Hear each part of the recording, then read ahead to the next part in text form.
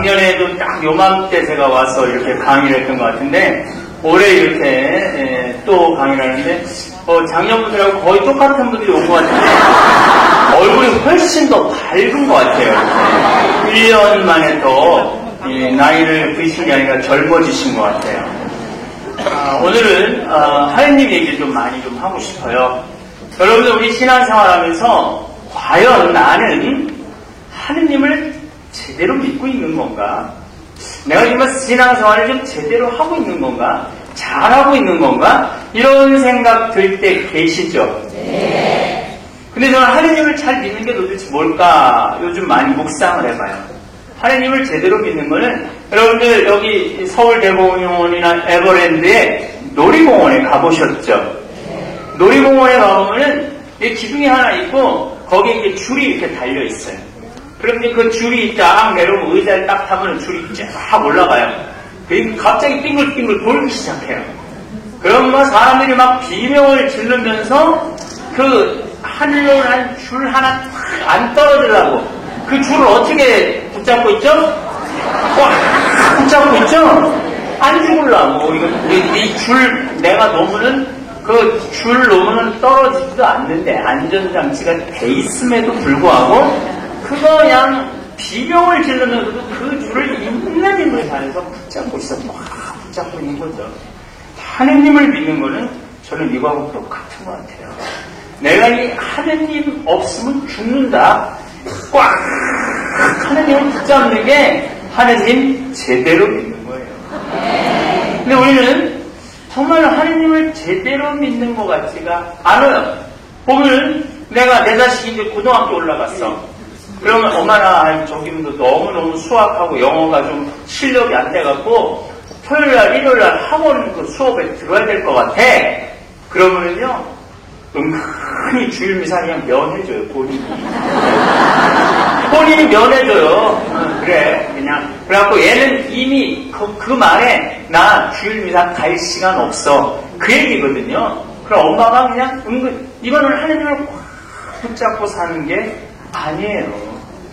또 내가 뭐 휴가 때 어디 놀러를 갔어. 금토일을 하느님 꽉 붙잡고 사는 분들은요 그 놀러 간 데가 아무리 시골이라도 그 지역 교회에 미사 시간 알아내요.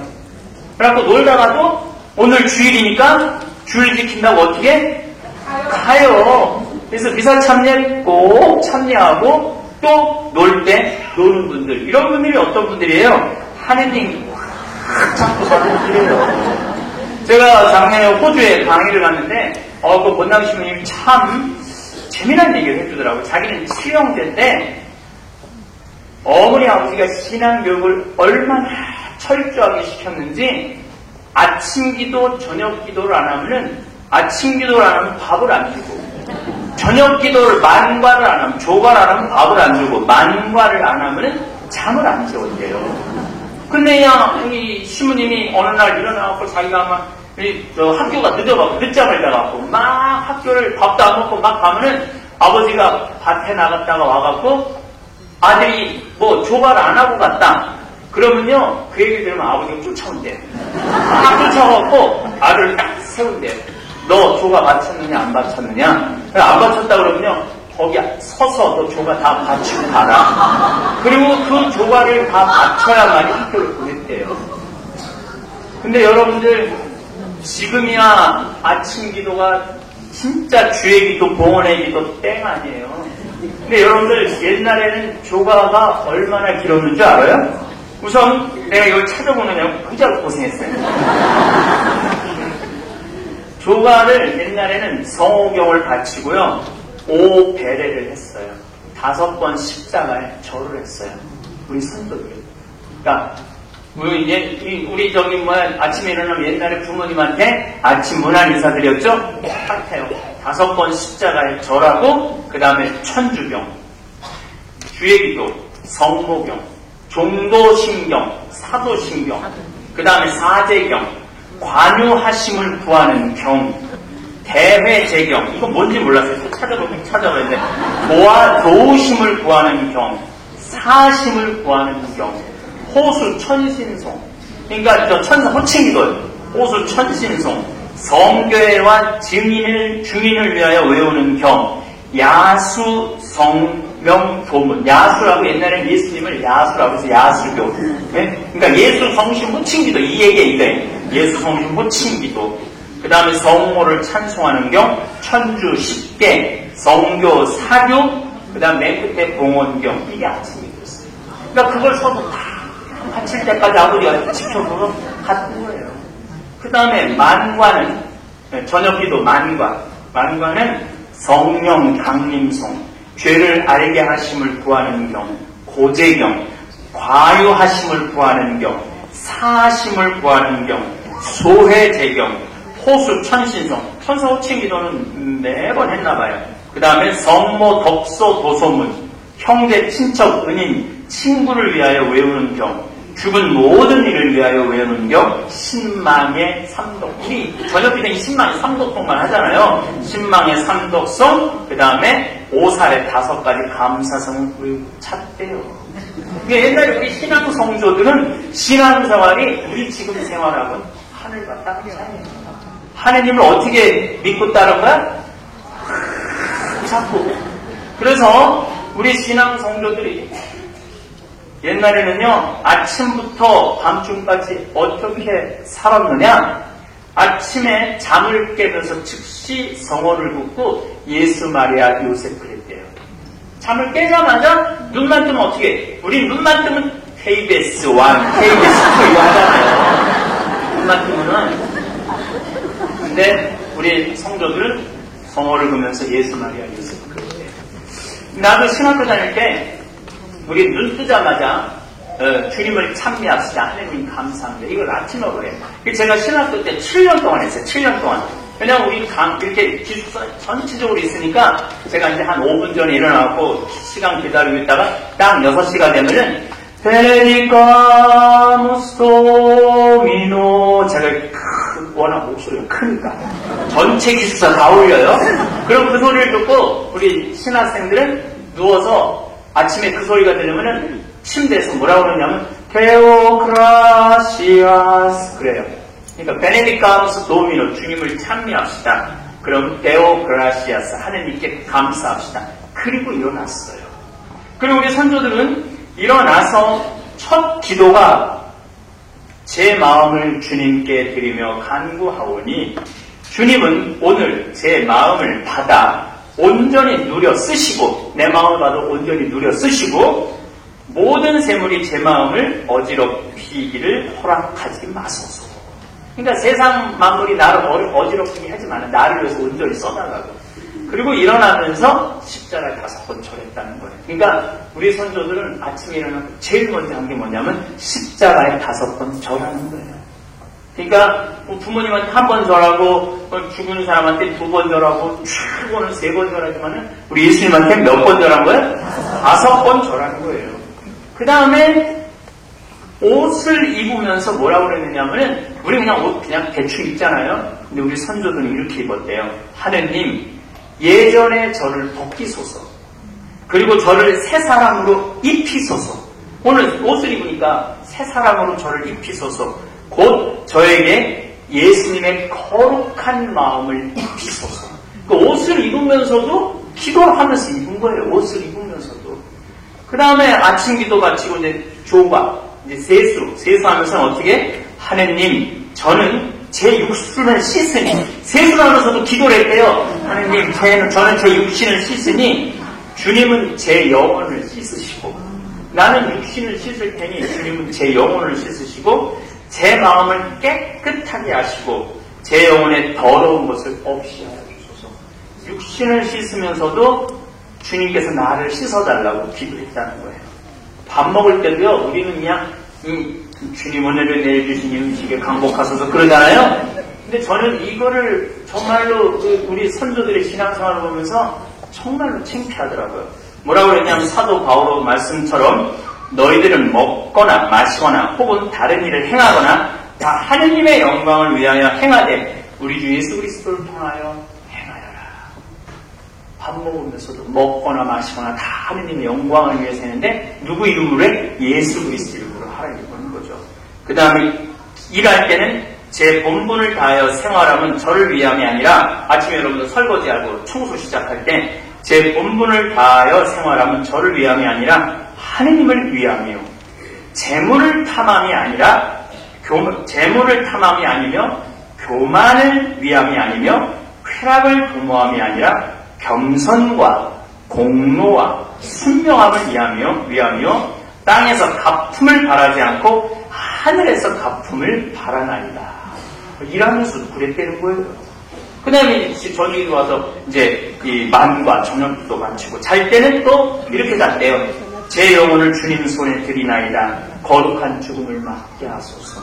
그렇게 잤다는 거예요. 그러니까 우리 선조들은 하느님을 어떻게 잡았어?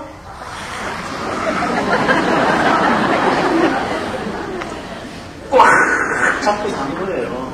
근데 우리 요즘 현대인들, 우리 신앙인들을 보면은요, 하느님 믿는다면서요, 하느님을 꽉 잡고 사는 게 아니고 돈을 꽉 잡고 사는 사람들이 많아요. 돈을 꽉 잡고 사는 사람들이 많아요. 그래서 사실은 개신교 다니는 그 성도들은 보면요, 주일은 반드시 쉽니다. 이렇게 써놓고 주일날 문 닫는 경우 참 많은 성도들. 그러니까 좀 개신교는 하느님 일단 잡고 살면 확실해요. 띠껍게 믿든지 아니면 아예 안 믿든지. 근데 요즘은 이제 개신교도 아예 안 믿는 사람들이 너무 많이 늘어나갖고 이거 문제죠. 우리 천주교는 그냥 믿는 건지 안 믿는 건지 그냥 가는데 개신교는 분명해요. 뜨겁든지 차든지. 그러니까 우리 천주교들은 주일날 돈 벌 수 있어요. 그러면은 이살참배를 아침에 하든지 저녁에 하든지 하고 해야 되는데 나중에 돈 벌면 나간다. 이런 사람들 많아요. 나중에 언제 나갈 건지 모르지만은 지난 2월 3일날 25살 먹은 아들이 형이 27이에요. 아버지가 52, 엄마가 55이야. 그런데요, 연탄가스 중독시켜서 죽였어요. 어떻게 죽였는지 알아요? 엄마 아빠는 수면제 먹이고 자면서 연탄가스를 펴서 죽인 거예요. 형은 어떻게? 새벽까지 잘 얘기하면서 형 술 한잔 먹고 형 이거 우유 먹어. 그리고 우유에다 수면제 타서 재우고 난 다음에 연탄가스 먹여서 죽였어요. 처음에는 자연 연탄가스 먹고 죽었는 줄 알았더니 나중에 이상해하고 조사를 해보니까요, 이 둘째 아들이 치밀하게 자기 집에서 연습까지 해갖고 엄마 아빠를 엄마 아빠가 7, 80대하고 연탄가스 먹여갖고 죽이면 내가 또 이해를 해요. 엄마 아빠 이제 한참 고생 끝나고 50에 자기 형 아빠는 콩나물 공장 해갖고 잘 됐대요, 사업이. 형은 체인 사업을 해갖고 너무너무 잘 됐대요. 그런데 이 엄마 아빠 형 이름으로 보험이 32개가 터져요. 보험이 32개. 아니 동생이 들은 게 아니에요. 엄마 아빠 형이 들어놓은 거 32개를. 그래서 그거를 엄마 아빠 형이 죽으면 이 25살 먹은 이 아들한테 26억이 들어오고 26억. 또 엄마 아빠 공장 집 다 합치면 50억이 넘게 자기한테 떨어져요. 그러니까 그 형을 꽃도 펴보지 못한 형을 죽인 거예요. 돈에 눈이 멀어지는 거죠, 돈이. 여러분들 가끔 신부님 그래도 돈벼락에 맞아 죽었으면 차라리 좋겠어요. 나는 여러분들 돈이 많다고 행복한 거 절대 아닙니다. 우리나라 최고 갑부도 지금 아버지가 언제 돌아가셨는데 아직도 법정에서 네가 더 받느냐 내가 더 받느냐 싸우죠. 나눠 가질 거 없는 형제들은요 우애가 좋아요. 근데 돈을 서로 나눠 가질 게 많은 형제들은요 원수가 되어 있는 경우가 너무 많아요. 돈은요 남의 집에 빌리러 다니지 않을 정도만 있으면 돼요. 돈은 그냥 밥 세끼 먹고 사는데 지장만 없으면 돼요. 그냥 돈벼락에 맞아서 죽었으면 좋겠다 이렇게 생각하는 분들이요 여러분 뭘 잘못 생각하고 있는 거예요. 돈이 우리를 다 행복하게 해주지 않아요. 돈의 노예가 되면요 사람이 두 사람이 있어요. 한 사람은 돈을 벌어서 잘 쓰려고 버는 사람이 있어요. 또 한 사람은 돈만을 위해서 버는 사람들이 있어요. 그러니까 돈을 엄청나게 모아두는데 하나도 쓰지 못하고 죽는 사람들 많아요. 그래갖고 얼마나 형제, 친척, 가난하고 불쌍하고 하느님한테 인색한 사람들이 얼마나 많아요. 돈만을 벌려고 하는 사람들은 그래요. 근데 돈을 벌어서 멋있게 쓰는 사람은요, 돈의 노예가 안 돼요. 제가 이번에 우리 2월 11일부터 23일까지 우리 생태마을 직원이 21명이에요. 우리 한 10년 동안 내가 생태마을 하면서 정말로 고생을 많이 했거든요, 우리 직원들이요. 그래서 내가 너희들 이제 우리 빚 정도 어느 정도 갚으면은 내가 너희들 데리고 유럽 성주순례 갈게. 그래갖고 작년에 거의 빚을 다 갚았어요. 그래갖고 12일 동안 이탈리아, 프랑스, 스위스, 벨기에, 네덜란드 성주순례 쫙 갔다 왔어요. 1억 들여서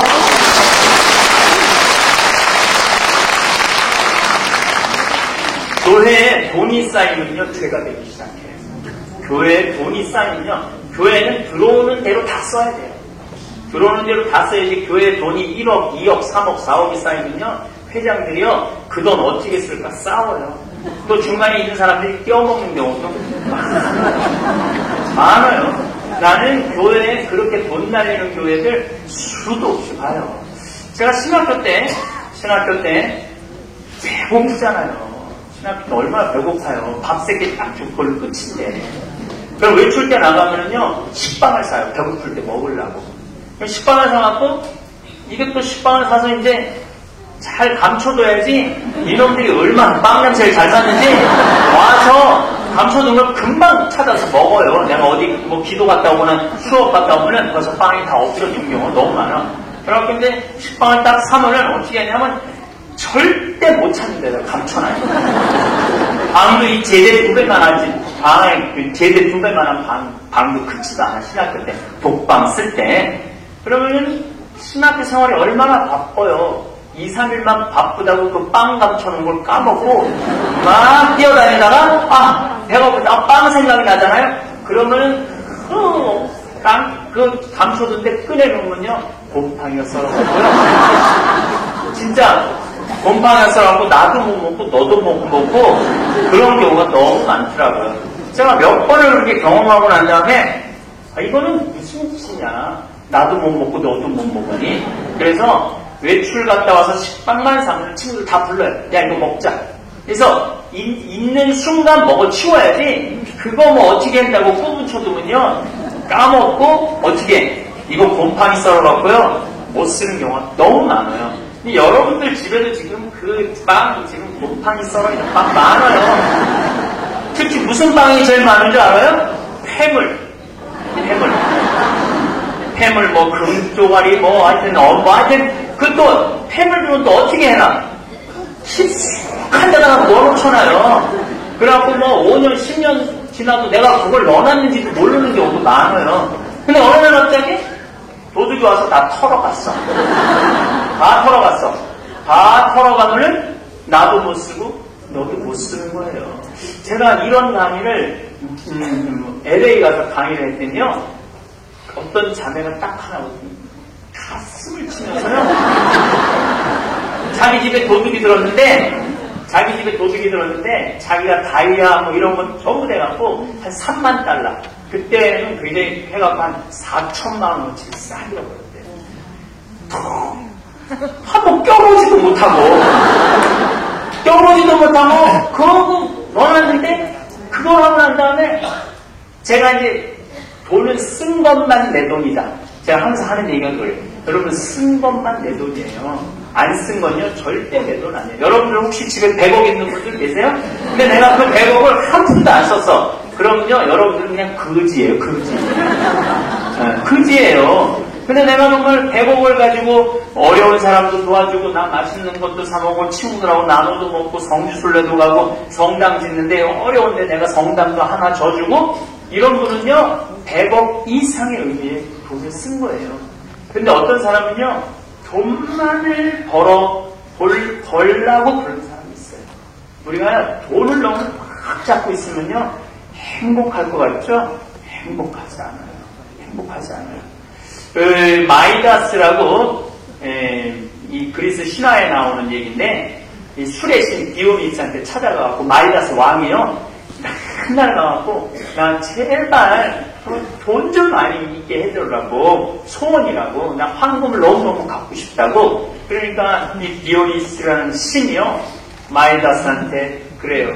그래, 내가 너 만지는 것마다 전부 다 황금으로 만들어줄게. 그래갖고 소원을 들어줬어요. 그랬더니 마이다스 왕이 나무를 만지니까 나무가 황금으로 바뀌는 거예요. 사과를 만지니까 사과가 황금으로 바뀌는 거예요. 얼마나 좋아. 만지는 것만, 이거 컵을 만지니까 이거 황금으로 바뀌는 거야. 얼마나 좋아. 여러분들도 혹시 그런 꿈 있는 분들이 있어? 지금 앞에 있는 이 책상만 이거 황금으로 딱 바뀌고 내가 그냥 만지는 거. 그런데 이 왕이 밥을 먹으려고 사과를 딱 만지는데 사과도 황금으로 바뀌는 거야. 포도를 만지려고 했는데 포도도 황금으로 바뀌는 거예요. 그러니까 황금을 먹지도 못하는. 근데 딸이 너무 이뻐갖고 딸을 만졌는데 딸도 황금으로 바뀐 거예요. 딸도 아무것도 먹을 수도 없고 그 소중한 딸도 금이 돼버린 거예요. 그래서 나중에 하고 제발 그 저주를 풀어달라고. 돈이 많다고 행복한 게 아니에요. 그래서 여러분들 너무 돈하고 매달리지 살지 마세요. 자식들한테요, 하느님의 사랑, 형제간의 우애, 진실한 삶, 진리의 삶, 신앙의 삶, 정의로운 삶, 이런 걸 가르쳐줘야지. 애들한테 너 돈 많이 벌어놓고서 돈이 힘이다. 돈 없으면 아무것도 아니다. 돈 없으면 정말 사람 무시당한다. 애한테 돈 얘기만 해봐요. 애가요, 나중에 여러분들 잘 때 연탄가스 이렇게 써요. 해서 여러분들 모아둔 돈 싹 다 갖고 올 수 있다는 거예요. 예수님이 저는 그 어리석은 부자 얘기, 루카복음 12장에 나오죠. 어떤 부유한 사람이 땅에서 많은 소출을 거두었다. 그래서 그는 속으로 내가 수확한 것을 모아둘 데가 없으니 어떻게 하나 하고 생각하였다. 그러다가 말하였다. 이렇게 해야지. 곡간들을 헐어내고 더 큰 것을 지어 거기에다 내 모든 곡식과 재물을 모아두어야겠다. 그리고 나 자신에게 말해야지. 자, 내가 여러 해 동안 쓸 많은 재산을 쌓아두었으니 쉬면서 먹고 마시며 즐겨라. 그러나 하느님께서 그에게 말씀하셨다. 어리석은 자야, 오늘 밤에 내 목숨을 되찾아갈 것이다. 그러면 내가 마련해둔 것은 누구의 차지가 되겠느냐? 자신을 위해서 재화를 모으면서 하나님 앞에서는 부유하지 못한 사람이 바로 이러하다. 여러분들, 혹시 여러분들 신부님 저는 아무 상관없는 사람이에요. 돈이 어디 있는지 먹고 죽을 먹고 죽을 것도 없는데 돈이 어디 있어요? 그런데요, 여러분들 돈이 없는 사람들도요, 돈이 있어요. 이상하게. 여기 할머니들 돈 없다고 그러잖아요? 여러분은요, 1,000만원, 2,000만원 훔쳐두고 있어요. 그래갖고 죽고 벽에 이런 데 보면은요, 그거 쓰지도 못하고 죽는 사람들 많아요. 우리가 재물이라는 거를 잘 생각을 해야 돼요. 제가 우리 노인대학 우리 생태마을에 많이 오시면은 2, 3년 전에 내가 이런 얘기를 했어요. 할머니들, 국가에서 용돈 처음에는 6만원인가 7만원씩 시작했어요. 작년에 9만원까지 올라갔어요. 그렇죠? 한 달에 9만원씩 나와요. 1억 5천 이상 재산 없는 분들은 국가에서 한 달에 9만원씩 나와요. 근데 내가 이런 얘기를 했어요. 앞으로 4년, 5년 후에 여러분들 걱정하지 말아라. 30만원까지 올라간다. 용돈. 근데 이번에 박근혜 정부에서 얼마까지 올리겠다는 거예요? 20만원 올린다고 그러잖아요. 그럼 부부 20만원 나오면 40만원 나오는 거예요. 40만원 나오면 그냥 내가 특별히 자식들한테 물려주고 이런 욕심 피지 않고 내가 있는 집 은행 가서 잡히고 그래갖고 이것저것 쓰면은요, 그냥 살만해요. 여기 있는 분들, 신앙 자녀들 그렇게 막 키우지 않는 분들 자식들이 죽으나 사나 용돈 2, 30만원 생활비라고 갖다 줘요. 그러니까 혹시 지금 여기 한 1,000만원, 1,500만원 훔쳐둔 거 있는 분들 그거 가지고 이스라엘 성출을 갔다 오라는 얘기의 내용입니다.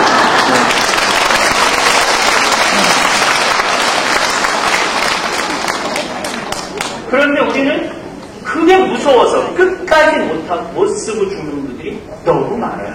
끝까지 못 쓰고 죽는 것도 억울하지만은, 무슨 일 때문에 도둑을 해갖고 날아가 버리는. 내가 제일 싫어하는 사람은 어떤 사람이야? 사업하다 폭삭 망했어. 사기당해갖고 10억, 20억 홀딱 날렸어. 그리고 나한테 와서 핸대는 소리가 신부님 이렇게 망할 줄 알면은 그 돈 차라리 성당 신주이라고 낼 걸로 해가지고 제일 꼴보기 싫어서 제일 꼴보기 싫어. 왜 날리고 하느님한테 못한 것에 대해서 아쉬워하냔 말이에요. 있을 때 봉헌하지. 있을 때 봉헌하지. 제가 미국에 한 3년 정도 강의를 가면서 2008년에 뭐가 왔어요? 미국에 금융위기가 왔어요. 그런데요, 한국 사람들은요 돈 안 써요. 한국 사람들은 미국에서 돈 번 사람들 왜? 돈이 너무너무 무서우니까 집 같은 데다가. 그런데 이게 100만, 그러니까 10억 하던 게 5억으로 딱 떨어진 거예요. 5억으로 반토막이 나버린 거예요. 그래갖고 쫄딱 망한 사람들 굉장히 많아. 한국 사람들 쫄딱 망한 사람들. 그 다음에 또 94년인가 92년에 LA에 폭동이 일어났어요. 그래갖고 전 재산 다 날린 사람 천지예요. 그래갖고 가슴을 치고 정말로 막 억울해 죽으려고 그러는 게 너무너무 많이 봤어요. 사는 게 재미가 하나도 없다고. 그런데 그 우리 한국 사람들이 부리는 멕시코 사람들, 멕시코 사람들은요 월요일부터 금요일까지 딱 하면 주급을 줘요. 우리는 월급이잖아요. 미국은 일주일에 한 번씩 줘요. 그럼요 멕시코 사람들은요 금요일날 돈 딱 받잖아요. 그럼 온 집안, 걔네들 애들 많이 나니까 모이면 20명 30명 모인대. 금요일 토요일 일요일 참 먹어 치운대요. 돈을 생전 안 먹은대 걔네들은. 그냥 금요일 토요일 그냥 먹어 치우고, 그리고 또 월요일부터 금요일까지 일하고, 또 금요일날 또 모여갖고 토요일날 일하고 먹어 치우고. 그런데 2008년 금융위기 딱 나오고 난 다음에 한국 사람들이 저한테 한 얘기예요. 저 멕시코 사람들이 너무 부럽대요. 왜? 저 사람들은 몇 년 동안 토요일날 일요일날 그냥 먹어 치우는데 한국 사람은 그 돈 쓰는 게 아까워서 그냥 지금 가만히 있는 거예요. 그런 어리석은 사람들이 너무너무 많은 거예요. 오늘 저기 루카복음 12장에 예수님이 한 말씀하고 똑같죠. 또 돈이 너무 많다 보면 예수님 못 따라요. 마태복음 19장에 이런 얘기가 나와요.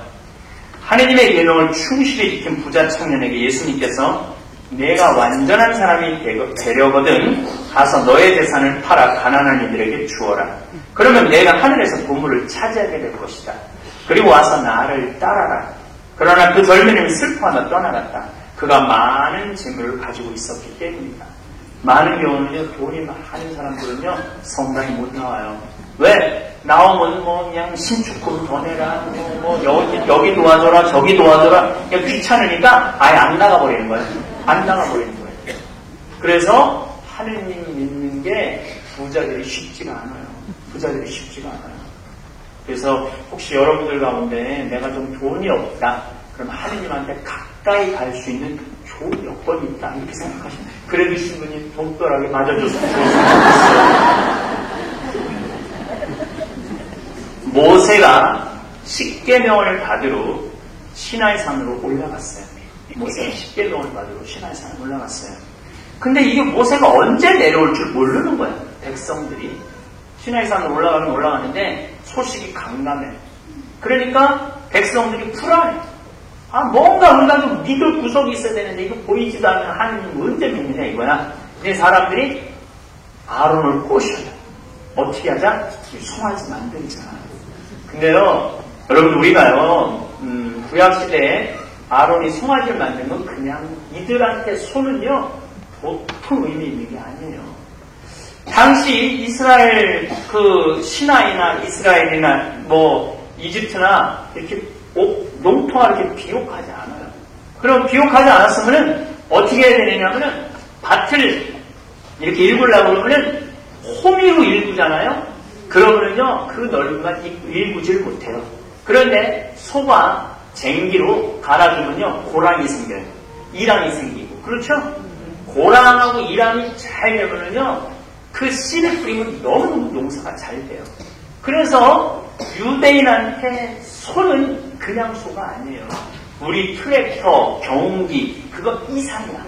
그냥 맨손으로 그냥 그 더운 여름에 나가서 하려고 그러면 저 밭을 읽을 수가 없는데 소 한 마리가 쟁기를 하고 딱 하면은 고랑하고 이랑이 탁 하면은요 먹고 살만 하거든요.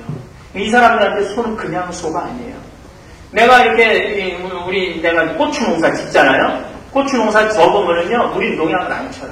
근데 농약을 안 치는데 막 사람들이 신분이 어떻게 농약을 안 치고 고추 농사를 짓느냐고 고랑하고 이랑만 자라는 거예요. 고랑을 한 30cm 정도 높이 하고 이랑은 한 50cm 정도 넓이 떨어뜨려 놓으면요, 바람이 잘 통하고 역병, 탄저병 하나 없어요. 우리는 고추를 5번 따는 게 아니라 8번까지 따요. 끝까지 이파리가 파요. 농약을 안 치면. 그러니까 농사의 기본은 고랑하고 이랑이야. 그러니까 이 고랑하고 이랑을 잘 해주는 건 소야. 이 이스라엘 사람들한테는 보이지도 않는 십계명, 그거 언제 기다리고 있어? 차라리 소, 우리 이게 먹을 거 해주는 소가 훨씬 중요하지. 소가 그것만 해. 우유 주죠. 고기 주죠. 뼈 주죠. 가죽 주죠. 얼마나 많이 줘요, 소가. 그러니까 이 사람들이 이 보이지도 않은 하느님 믿느니 우리 정말 경제적인 이익 주는 소 만들어 놓고 이거 섬기자. 그리고 섬긴 거예요. 근데 이거는 3000년 전 시나이 반도에서만 일어난 일은 아니에요. 지금 여러분들 집에서도 정말로 십계명을 정말 믿고 하느님을 꽉 잡고 살 것이냐, 황금송아지를 만들어 놓고 살 것이냐. 여러분들은 지금 뭘 지금 만들어 놓고 사는 것 같아요? 십계명을 놓고 사는 것 같아요? 황금송아지를 만들어 놓고 사는 것 같아요? 여러분들 애들 맨날 학원 보내고 너 빨리 좋은 대학 가고 출세해라. 이거 다 황금송아지예요. 황금송아지 능력도 안 되는 애들. 그럼 그냥 학원 그냥 대도 안 되는 거, 돈 있는 돈 없는 돈 다 해갖고 갖다 바치는 거, 이거 제가 보기에는 황금송아지 지금 집에 한 마리씩 지금 섬겨놓고 모셔놓고 살고 있어요. 근데 하느님을 꽉 잡고 살았는데 돈을 꽉 잡고 사는 사람도 있는가 하면 여러분들하고 큰 상관없지만 권력을 꽉 잡고 사는 사람들도 많아요. 권력을. 뭐 누구 군수 내가 잘한다. 군수 옆에 붙으면 뭐가 떨어지면, 그 다음에 또 무슨 도지사 옆에 뭐 붙으면 떨어지려나, 뭐 국회의원 옆에 있으면 뭐 떨어지려나, 고물이라도 떨어지려나. 그래갖고 그냥 속에 있는 거 다 빼놓고 그냥 따라가는 사람들 있어요. 많지는 않겠지만은 권력이 좋긴 좋죠. 근데 나는 근데 제가 이렇게 이제 뭐 강의 다니고 그러면은 내일은 뭐 임실군청에 가고 뭐 그다음에 뭐 수원시청 가고 도청 가면은 뭐 강의들은 뭐 도지사 시장들이 와갖고 신부님 다 도와주겠다고 그래요. 근데 저는 싫다고 그래요. 그냥 다 도와주는 게 나를 약하게 만드는 거예요. 나를 유약하게 만드는 거예요. 그냥 난 내 힘으로 하겠다. 그 거지근성을 버리는 게 행복으로 가는 지름길이에요. 남한테 뭘 얻어서 뭘 성공하려고 그러잖아요. 그때부터 피곤해요. 어쨌든 난 우리나라 대통령들을 보면은요, 그렇게 권력이 좋은 것 같지는 않아요. 박정희 대통령 총 맞아 죽었잖아요. 그것도 자기 신복한데. 전두환 대통령, 그 구태타해갖고 대통령 됐는데 어떻게 됐어요? 감옥에 가고 핵감사에 가 있잖아요. 갔었잖아요. 노태우 대통령 감옥에 갔잖아요. 그 다음에 김영삼 대통령 자기는 감옥에 안 가고 아들 보냈잖아요. 김대중 대통령은 하나만 보낸 게 아니라 아들 둘을 감옥에 보내서 둘을. 그 다음에 노무현 대통령 죽었잖아요. 자기가 너무너무 괴로우니까. 그 다음에 대통령 이명박 대통령인데 아들이랑 또 안 되니까 형 보냈잖아. 형이라도 보냈잖아. 권력이 좋아요? 저는요, 권력이 그렇게 좋은 것 같지는 않아요. 우리가 하느님을 꽉 붙잡고 사는 마음만 갖고 있다면요, 여러분들 권력도 돈도 나 마음을 흔들지 못해요. 근데 우리는 하느님을 꽉 붙잡고 사는 그런 마음이 너무너무 부족한 거예요. 그러면 어떻게 하면 하느님을 꽉 붙잡고 살 수 있느냐? 저는 예수님 봉헌 축일의 시메온, 예수님이 성모님이 이제 비둘기, 산비둘기 2마리로 성전에 봉헌을 했잖아요. 근데 시메온이라는 사람이 이게 이제 나이가 80이 넘은 사람인데 예언자가 이렇게 얘기를 했어요. 너 죽기 전에 구세주를 볼 것이다. 죽기 전에. 그러니까 이 시메온은 성전에 앞에 있긴 있는데 누가 구세주인지 어떻게 알아요? 그러니까 들어오는 애들마다 얘가 구세주인가? 얘가 구세주인가? 한 명의 어린아이도 함부로 보지 않았을 거예요. 허투루. 그리고 그 자리를 떠날 수가 없었어. 내가 떠나는 사이에 부서지고 진짜 오면 어떻게 해요? 성전을 못 떠났다고 그래요. 안나도 마찬가지. 84살인데, 안나 84살인데, 아니, 그냥 부서지고 볼 거라고 하니까 성전 문 앞에서 떠나질 못하고 거기서 단식하고 기도했다고 그래요. 하느님을 만나는 것도 똑같은 것 같아요. 기다리는 거예요. 여러분들 혹시 내 딸 중에 40살 먹은 딸이 있어. 그런데 걔가 아직 시집을 안 갔어. 갖고 그냥 성당에서 기도하고 기도했는데도 안 돼. 갖고 그냥 어쩔 수 없어갖고 이제 천군 보살한테 가서 물어봤어. 내 딸이 하나 있는데 이거 어떻게 하면 좋겠느냐? 이렇게 천군 보살이 하는 얘기가 남쪽에서 올해 귀인이 하나 올라올 거다. 남쪽에서 귀인이 올라올 건데 이마에 점이 하나 있다. 점이 하나 있는 남쪽에 귀인이 올라올 것이다. 그럼 여러분들이 만약에 가게를 하는데 어떤 남자가 한 40쯤 먹은 남자가 물건을 사러 들어와. 근데 이마에 점이 있어. 그럼 여러분들은 그 다음 뭐라 그럴 것 같아요? 혹시 고향이 어디냐고. 그래서 저기 남쪽이라고 그러면 그 사람 눈여겨볼 것 같아, 안 볼 것 같아요? 보게 돼 있어요. 신령도 똑같은 마음이에요. 우리도요, 예수님을 그런 마음으로 기다려야 돼요. 오늘 예수님이 나한테 오시나? 지금 나한테 예수님이 무슨 말씀을 하시나? 내 앞에, 정말 구세주가 내 앞에서 지금 나타나고 있나 안 나타나고 있는가? 그거 눈을 부릅뜨고, 아까 그래서 제가 기도 얘기한 거예요. 우리 성교들은 아침에 일어나고 성호 오면서 예수 마리아 요셉 하고 5번 절하고 옷 입을 때 어제의 나를 벗기고 새 옷을 입혀달라고 그리스도로 나를 입혀달라고 세수할 때 뭐라고 해요? 나는 육신을 씻을 테니 하느님은 내 영혼을 씻어달라고. 그래서 하루 종일 제가 신학교 때 한번 우리가 서울 아침부터 신학교 때 몇 번을 듣나 해봤더니 58번을 걷더라고. 하루에 58번을 거요. 근데 여러분들도 하루 종일 기도 제대로 하면 30번은 거요. 30번은 거요. 근데 그냥 한 번도 안 걷는 경우도 많죠. 한 번도 안 걷는. 밥 먹을 때도 그냥 먹을 땐 거도 다 먹고 나면 안 걷는 경우도 많아요. 그것만 해도 6번 성호 걷는 거예요. 6번 밥 먹을 때 먹고 난 다음에 일할 때 일 끝나고 난 다음에 묵주기도 하고 할 때 여러분들도 최소한 성호 하루에 10번 이상 한 거예요. 근데 신학교는 묵주기도, 성물도, 아침기도, 저녁기도, 끝기도, 그 다음에 또 수업 시작 전 끝나고 계속 기도하거든요. 3종기도 이런 것까지 하면요 58번인가 그렇게 하더라고요.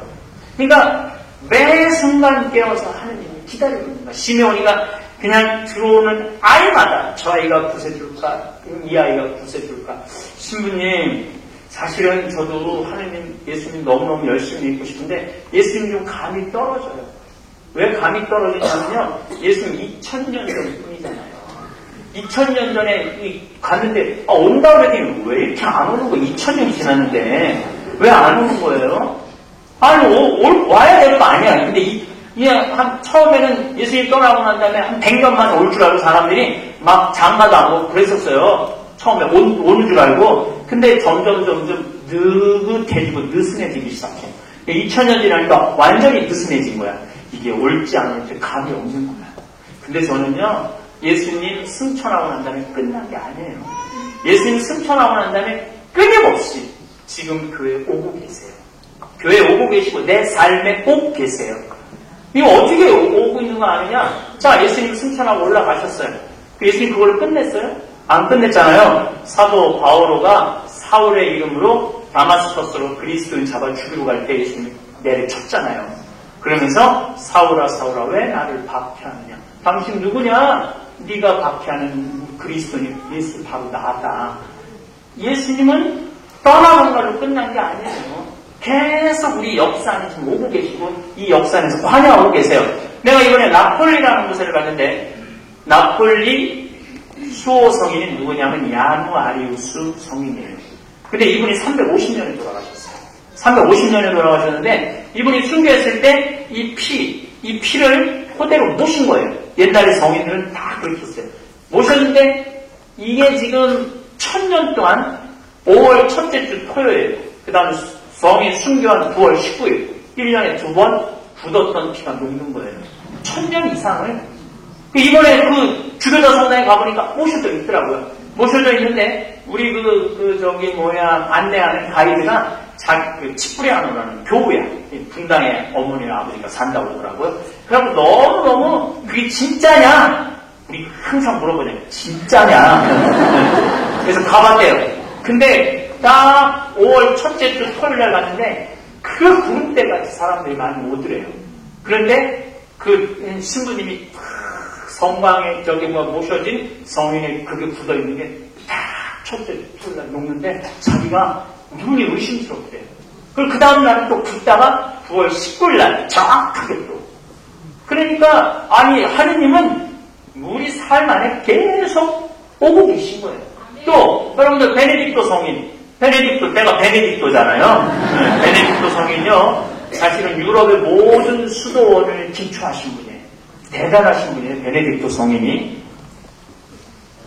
근데 수비아코 그 다음에 몬테카시노 여기 성인이 계셨는데 수비아코에서 당신이 너무 어려운 거를 하니까 반대하는 신부가 독약 그 포도주하고 빵에다 독을 해요. 근데 그거를 이렇게 내려줘. 동굴에 있으니까. 근데 까마귀가 그걸 다 같이 간 거예요. 그러니까 이 친구가, 저분이야말로 하느님이 보낸 분이구나. 그럼 자기가 회개를 하죠. 또, 1180년에 누가 태어나냐면 프란치스코 성인이 태어나요. 이 제2의 그리스도라냐, 알델 크리스투스.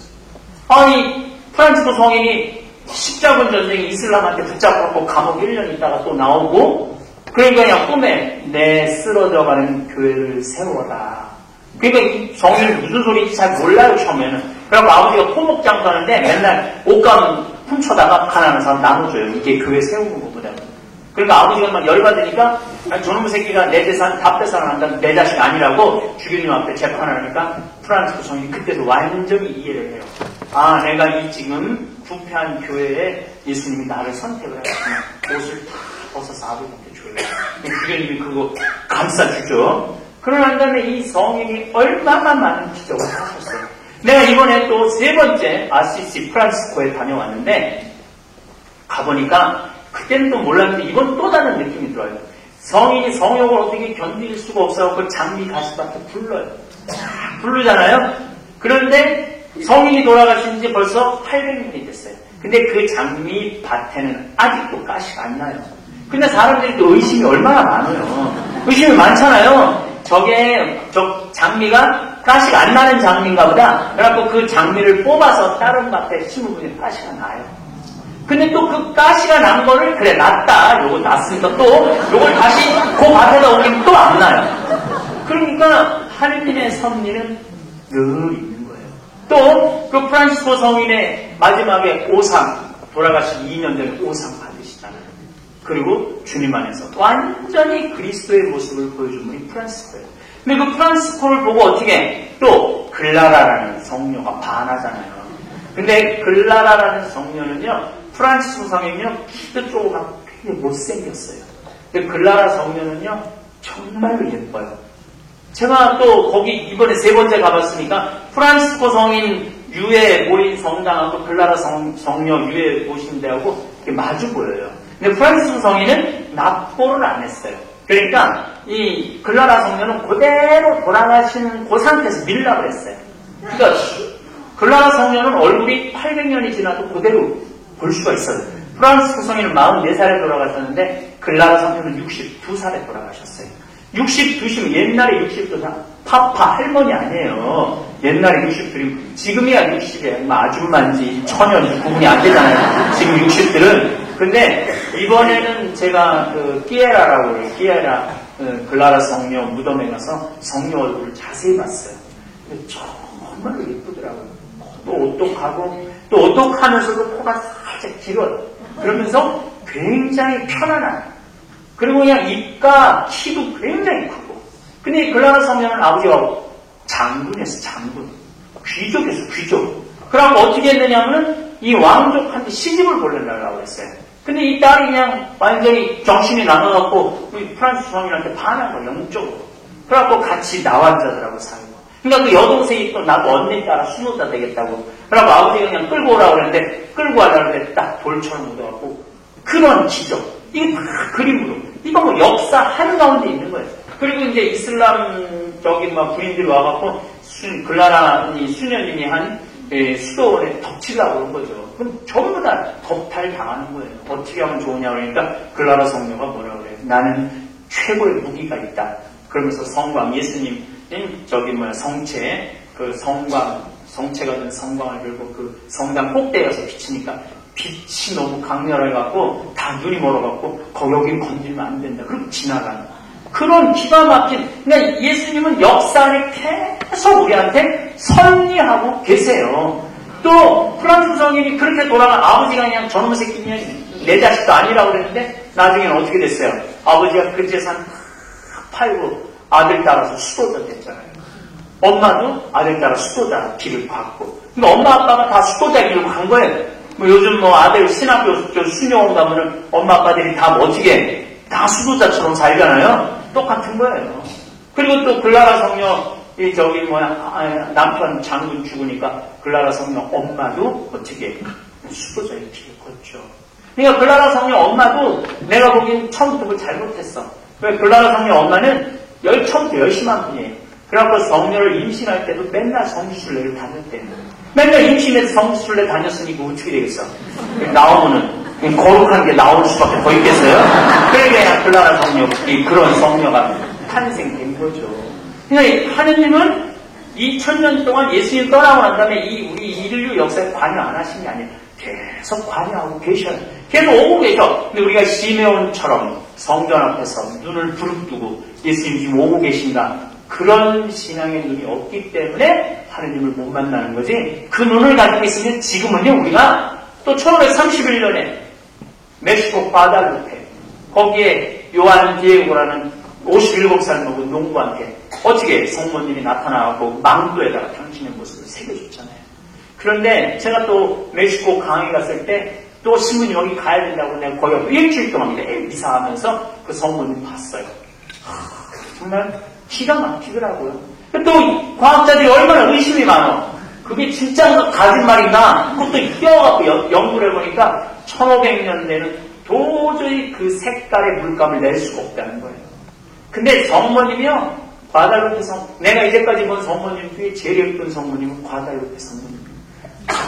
정말로 예뻐요. 거기에 기적의 거는 말할 것도 없고, 그 기적에 관계된 내용들은 말할 것도 없고, 그 선인장으로 엮은 그 얼기설기한 데다가 성모님 했는데요, 그 색깔 곱기가요, 형용할 수가 없어요. 근데 500년이 지난 지금도 그대로 있는 거예요, 그대로. 500년이 지난 지금도. 그러니까 어떤 놈이 있어. 저것 때문에 멕시코 남미, 북미가 전부 다 천주교가 된다고 폭탄을 던진 놈이 있어요, 거기다가. 네. 그래갖고 지금은 완전히 그 밑에 살짝 타요. 그리고 그게 안 되니까 지금은 완전히 교황청에서 방탄유리를 보내줬어요. 그리고 방탄유리에 이제 성모님이 이렇게 했는데, 참, 살아있는 징표예요, 징표. 하느님께서는 역사에 관여하지 않는 게 아니야. 지금도 관여하고 계세요, 지금도. 또, 1858년에 프랑스 루르드에 14살 먹은 벨라데트한테 에고숨 임마쿨라타 콘세시우, 나는 무염시태의 어머니다. 얘가 이 라틴어도 모르는 애한테 성모님이 나타나고, 그 루르드 귀족수에 사람 난 거는 말할 것도 없고, 얼마나 많은 표준들이 있어요. 얼마나 많은 예수님들이 지금 우리 삶 안에서 탄생하고 계시고 당신의 모습을 보여주고 있어요. 근데 우리가 지금 돈을 꽉 잡고 사느냐고 그걸 못 보는 거예요. 그 대도 않는 황금송아지 권력 붙잡고 사느냐고. 그게 지금 이 역사 안에서 내 삶 안에서 지금 나를 관여하고 계신 하느님을 못 보고 있는 거예요. 또 1917년 포르투갈 파티마에서 루시아 프란스도 희한친다고 조그만 애들 7살, 6살, 10살짜리한테 성모님이 나타나갖고, 포르투갈은요, 유럽 맨 끝이야. 근데 그때 성모님이 걔네들한테 뭐라고 그랬냐면, 유럽 저쪽 끝에 있는 러시아의 회개를 위해서 기도하라고. 그렇게 메시지를 보냈잖아요. 그러니까 역사 안에서 5월 13일부터 10월 13일까지 성모님이 계속 나타나셨잖아요. 그리고 막 9월달에 꽃비가 내리고, 10월달에 그냥 그 수많은 포르투갈 사람 7만 명 운집했는데, 비가 오니까 그냥 태양이 그냥 성모님이 발현할 때 그냥 태양이 그냥 빙글빙글 돌고 그냥 뜨거워. 깨보니까 그냥 사람들이 너무 높고 있대 깨보니까 옷이 다 말라있고 그 30cm 진창이 깨끗해지고 아니, 이런 그냥 매일 하느님께서, 성도님께서 우리 삶 안에서 당신의 징표를 보여주고 계신데, 우리는 그것도 모르고 그냥 방구석에서 예수님 진짜 있는 거야? 이러고 앉아있으니, 아유, 얼마나 답답하겠어요. 또 제가 요즘 이제 읽고 있는 책인데, 1982년, 이건 진짜 가까운 거예요. 1982년 르완다에서 키베호라는 호수에서 성모님이요, 고등학생 세 여학생한테 나타나요. 그래갖고 얘네들은 또 성당도 안 다니는 애들이야.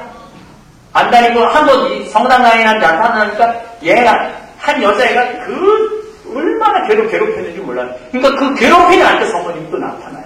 미치는 거지. 자기는 저 거짓말 한다고 그랬는데 자기한테 나타나니까. 그래갖고 얘네들이 얼마나 정말로 세례 타사라고 소년한테도 예수님이 나타나요. 그래갖고 그건 제가 지금 말씀드리는 건 교황청 공식 인준 규정만 말씀드리는 거예요. 교황청 공식. 그리고 또 없는 곳에서 지금 내 삶에 하느님은 이 지구 역사에, 인류 구원의 역사에 나타나고 계신 거예요. 그러니까 시메온이 이분이 예수님일까 저분이 예수님일까 이렇게 깨워서 성전을 떠나지 못하듯이 우리가 아침부터 저녁까지 주님께서 나에게 원하시는 게 뭔가, 내가 주님의 말씀을 어떻게 실천하고 살아야 될 것인가, 이거를 깨워서 기다리면 매 순간 우리 예수님과 함께 살아갈 수 있는 거죠.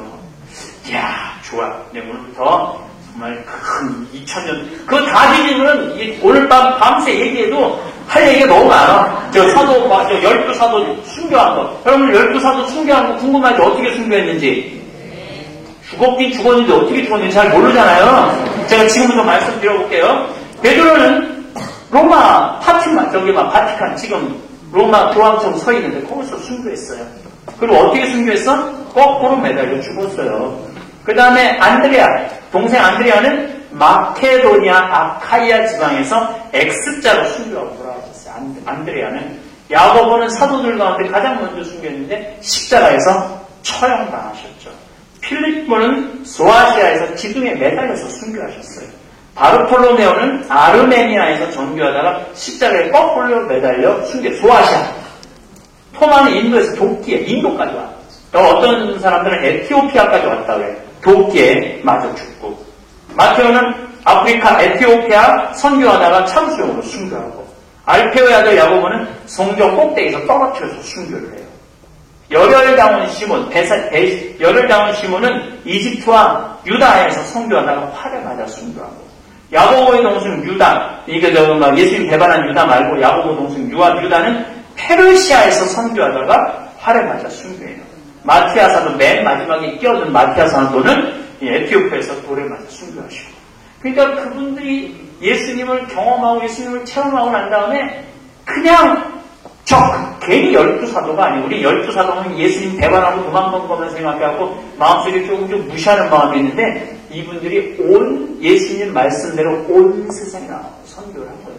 그러니까 지금의 교회가 있는 거죠. 좋아. 오늘부터 내 삶 안에 예수님이 계속 역사하고 계시다니까 오늘부터 내가 정말로 예수님 속에서 기도하고 살아야 돼. 그리고 그냥 지금 이제 강의 끝나고 빨리 집에 가야 되는데 택시가 안 와. 주님, 빨리 택시를 좀 보내주십시오. 내 삶에 지금 관여하고 계신 주님. 그러고 그냥 기도했는데 택시 타고 왔어. 역시 주님은 내 기도를 너무너무 들어주셔. 이거는 신자가 아니라 환자예요, 환자. 제가 이런 강의를 하면서 가장 걱정되는 건 뭐냐? 신자와 환자가 왔다 갔다 해요. 그래서 뭐 감기 좀 들었으면 기도하면 돼. 기도하면 나. 그래갖고 그냥 고치지도 않고 그냥 기도하라고 그냥 또 손에서 나오지도 않으면서 그냥 내 기도 받아. 내가 예수님 내 삶 그냥 머리에 안고 그냥 피곤하게 그냥 누르고. 이건 환자야, 환자. 그럼 어떻게 하면은 신자로서 잘 살 수 있느냐? 이건 내가 이제 또 10분 쉬었다가 어떻게 하면 신자로 잘 살 수 있느냐?